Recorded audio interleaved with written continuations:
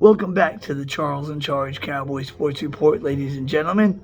It is September 18th, my birthday. I turned 36 today, about 8:10 p.m. Central Time, my time. It kind of sucked because I woke up with like a little bug today. Felt sick all day. Took NyQuil and DayQuil as much as I could to get as much energy as I could to watch the game at Buffalo Wild Wings because it was blacked out on TV over here in Houston. If you're watching this video, please subscribe, like, and share. Guys, my first goal is to get to 1,000 subscribers. When I do that, I can do live shows, which will be killer. Collaboration shows and other fun stuff. The bigger the show gets, the better it'll get. The bigger it gets, I get a mic. The bigger it gets, I'll get like a legit studio. And you will be entertained. You will like it, I guarantee you that. Just to start this off is, how about them Cowboys? Man, going against the AFC champs without your starting quarterback, without your number 2 receiver, Michael Gallup, without your starting left guard, Connor McGovern, whose age is better than Matt Farniak, without Jay Ronkers. We take down the AFC champs in our own house. Dalton Schultz almost blew that for us because we had a good drive going. We were going to get points either way, 3 or 7. And he's getting to the 25-yard line. We learn in Pee Wee football, if you're in traffic and you got the ball, hold the ball with 2 hands. I don't know why NFL players get away from fundamentals. And he fumbles the damn thing. And it's recovered by the Bengals. And whenever the Bengals scored that touchdown and scored the 2-point with ease, I ain't gonna lie, I was getting worried. I thought we had played our best, gave them our best, and they were going to give us our best, and their best was going to be better than our best. But we get the ball with 3:25 left. We hit Lamb over the middle for 25 yards. Go 3 and out from there. Punt it to them. They go 3 and out. Trayvon Diggs makes the tackle of the day when Burrows just, throws a little short pass to Tyler Boyd, I think it was. And Diggs don't like to tackle that much. He tackles like Prime did. And Diggs went over there, wrapped up and took him down. Made sure he was not going to get close to the first down marker. So they punted to us with 59 seconds left to go. And as y'all know, Turpin gets 11 yards on the return. Cooper Rush hits Noah Brown again. Almost identical to the way we won Week 2 last season. We don't get any closer after we hit CeeDee Lamb on that last pass. Don't get any closer than 50 yards when we could have. And when Maher made that kick, I thought he missed it. Look at the replay. It looks like he misses it, but it must have barely went right inside the upright. I saw the referees put their hands up. I went ballistically nuts. My wife and I went nuts ballistically. I went to Buffalo Wild Wings, to every Cowboy fan in there, hugged them, jumped up and down with them, celebrated, told them that we're all family. That was true grit.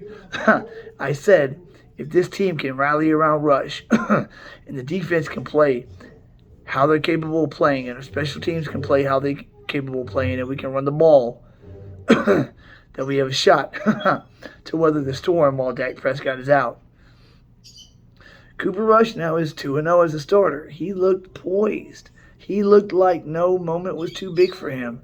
And when he got the ball with less than a minute to go, he knew what he had to do. He didn't make the big mistake. Dalton Schultz is the one that made the big mistake that nearly cost us the game, because we would have went up by 2 scores on that drive. Very impressed by Cooper Rush. He was 19-31, 235 yards, and a touchdown. Zeke Elliott had 15 carries, 53 yards, 3.5 average. 2 of those carries screws his average a little bit because 2 blown assignments, and he got hit 5 yards in the backfield. Take those 2 runs away, and his average is a lot better. Pollard had 9 carries, 43 yards, 4.8 yards a carry and a tub. Noah Brown, maybe coming into his own. 5 catches, 91 yards and a touchdown. And CeeDee Lamb played well as the number 1 today. 7 catches, 75 yards. That's what we want to see out of him. And we got 6 sacks. Parsons got 2. Fowler got 1. The Wolf Hunter got 1. And Dorrance Armstrong, who we've been wanting to let go for years, but the team has saw something in him for a while now, and he is starting to come into his own. Got 2 sacks today. Randy who? I'm telling you, we dodged a bullet by not signing Randy Gregory to that big-ass deal. We would have had buyer's remorse. Dorrance Armstrong's looking pretty good. Now, I know the Cincinnati line is still horrible. They signed Lyle Collins as soon as we let him go. Get a good right tackle. I kept telling people it was addition by subtraction. We let Collins go and let Steele start because Terrence Steele is a better right tackle than Lyle Collins is right now in their careers. There was a time when Collins was a good right tackle. 2019 had a great season. Comes into camp out of shape in 2020. Hurts his hip. Hip surgery. Misses all 2020. And then misses about half the season last season. On suspension. All the meanwhile, 2020, Terrence Steele starts all 16 games and then starts all the games in Collins' absence and plays very well. He's a great run blocker. Just needs to work on his pass blocking, but the kid's got major potential.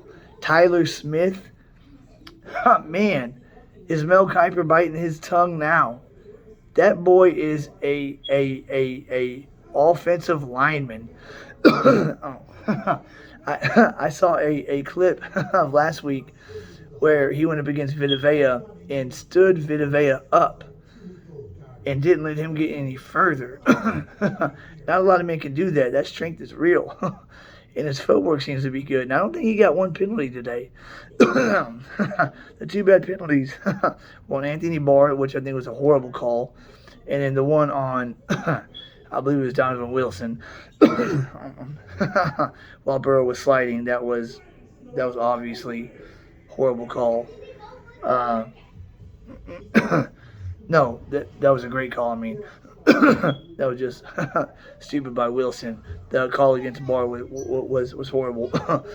And we overcome things like 4th and 4, and they're gonna punt, and we're offside, so they get the first down. We showed a lot of grit today.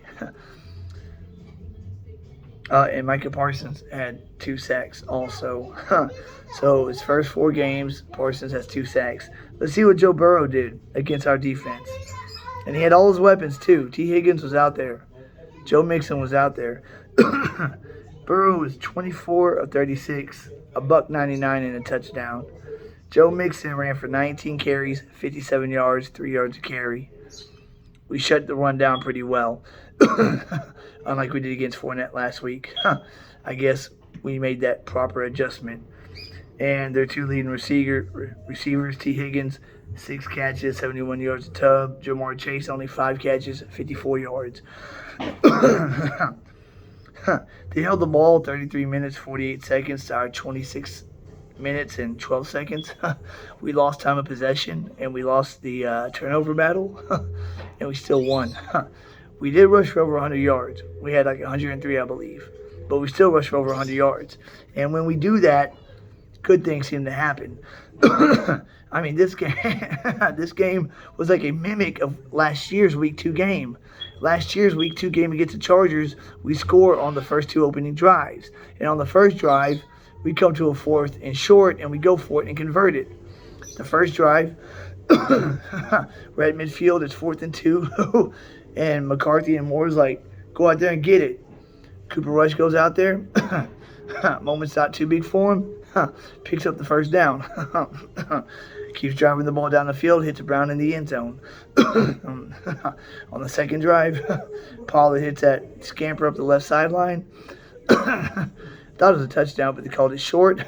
I'm glad they gave it to him the next play instead of putting Zeke in there, because you know Zeke's a missile on, first and goal at the inch line.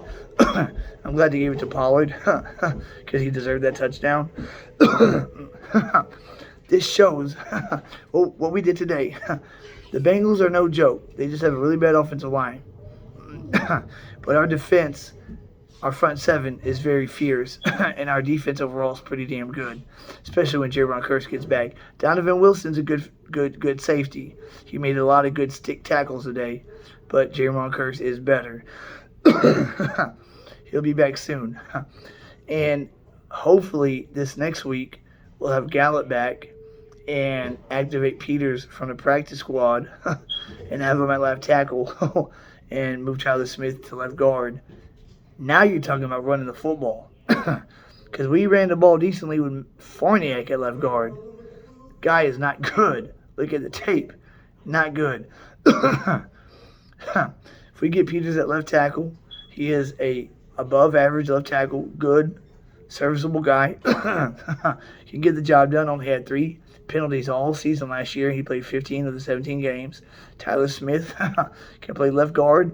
It doesn't matter where you put Tyler Smith. He's going to ball out that's just who he is. We've hit on our 4 last first-round offensive lineman picks. Ty Smith, Frederick Martin, and now Tyler Smith. I love how everybody scrutinized that pick, and he's looking great. I mean, that 40, 50-yard scamper by Pollard down the left sideline, that was on Tyler Smith's side, running behind him. The man can move bodies, not a body, bodies. 6 sacks. Now, at this point last year, we had 6 takeaways in the first 2 games. We only have 1. Donovan Wilson had to pick against Tom Brady. We didn't get 1 against Cincinnati today, but we did get 6 sacks. I did predict, kids, be quiet, please. I did predict this season that we wouldn't get as many takeaways, but we get more 3-and-outs and we get more sacks, and we allow less points. So far, 19-17. Next Monday night, Giants are 2-0. They beat the Titans 21-20, and they barely escaped Carolina 16-13. Tomorrow night, I believe Minnesota's going to make easy work of Philadelphia. I really do. So everybody will be 1-1 except the Giants will be 2-0. Next week, Washington and Philly play. We can let them battle it out. And on Monday night, we go to the Meadowlands to play the Giants. If we beat the Giants, knock them off, we are tied for first place in the division. Who would have thought? The way our team played today, I believe that we can win the next 2 games against the Giants and Washington. I do, because Cincinnati's better than both of those 2 teams. And if we're 3-1 after the first quarter, and we travel to LA without Dak, I believe there's a shot we can win that, because you saw Atlanta almost take the Rams down. They blocked the punt late in the game to make it a 1-score game. They went for 2 after the blocked punt touchdown. Made it a 6-point game. Stafford threw a pick. Well, Cup fumbled one of the 2. So Atlanta got the ball back with 3 minutes and change. And if they could have put the ball in the end zone, they'd have beat the Rams. The Rams don't look as scary as they did last season. So if we can... Now, if we bring Farniak and company, to LA, that's not going to work. We're going to need Peters and Tyler Smith and them boys and big boys to handle Donald and company. But first things first. Next game is against the Giants. Saquon was kind of held in check today. He didn't go off like he did week 1. Danny Dimes had a few big scrambles to get out of harm's way and get first downs, as Joe Burrow did. But our defense is a lot faster than Carolina's. And our offensive line has some football players on it. Tyler Smith, Zach Martin, and Terrence Steele are very good run blockers. We can say that. And Tyler Biadasz is looking pretty good going into his third season. It's left guard that worries us. If next Monday night it's Peters and Smith on the left side, oh, I'll be so elated. And if Michael Gallup is really ready to go, even better, because that gives Cooper Rush another weapon to throw to. And the moment is just not too big for Rush. You don't see him panic. You don't see him choke. Last season on Halloween night on national TV, Sunday Night Football, he was as poised as can be on that game-winning drive when he threw the touchdown to Coop. And today, he was as poised as can be on the game-winning drive to get us in the field goal range. The season's far from over, guys. Now, I know Stephen A. Smith and some other people said the season's over after Dak's thumb got broken, but it is not. Because we have a top 5 defense that will continue to get better throughout the season. Our special teams will continue to get better throughout the season. We almost had a punt block or two today. Look for that to happen pretty soon. We blocked 4 of them last year. And Turpentine is starting to get in his return groove. We have a dangerous return man. And Zeke looks good. Pollard looks good. Our tight ends do. And Noah Brown. The emergence of Noah Brown. So once we get Gallup back, we might have the trio of CeeDee Lamb, Michael Gallup, and Noah Brown. That could be very effective. Maybe Noah Brown's coming into his own finally, like Dorrance Armstrong is. Because Dorrance is a good defensive end right now. He's looking very, very, on the up and up compared to his first few seasons. His first 4 years. When we kept saying, why do we keep him around? Why do we keep him around? He's horrible. Cowboys saw something in him that if they could pull out, they knew it would be worth it. And I'm seeing it come to fruition now, and so are y'all guys. I said to win this game, play lockdown defense, run the ball well, and play good special teams. And running the ball well will set up the play action so Rush could get chunk plays. And that's exactly what happened, guys. A great win, 1-1. Charles and Charges out. Please subscribe, like, and share, guys. Keep God first and foremost. Everything comes second. You do that, and your life will be good. I say that for a reason. I'm trying to plant seeds in people's lives that don't believe or have doubts. God is alive and real. I want y'all to know that. I've got testimonies that'll blow your mind away. But what a heck of a win today, guys. Heck of a win. 1-1. And our next 2 games are against 2 teams that are not juggernauts. Divisional guys that we blew out twice last season. So please subscribe, like, and share. I'd greatly appreciate it. I'd love to see how practice goes this week and see if Gallup can practice all week and see if we activate Peters off the practice squad. We need to do that because that will make such a huge difference. And if we can, if Dak is out six games and we go 5-1 with Rush at quarterback, then without a quarterback controversy, you know that we found our backup. Rush is a very serviceable backup. And he won the game undermanned with weapons. He had the exact same amount of weapons that Dak had last week against Tampa. CeeDee Lamb, Noah Brown, Dennis Houston, Schultz, Ferguson, Zeke, Pollard. Same amount of weapons. But Cooper Rush played the game a little bit smarter. I like this kid. I really do. I thought last season was a fluke. Today he proved me wrong. So I'm very confident riding the Rush train the rest of the way until that thumb heals up for Dak. Until then, I will catch y'all on the flip side, guys. Y'all be good and safe. Charles and Charges out.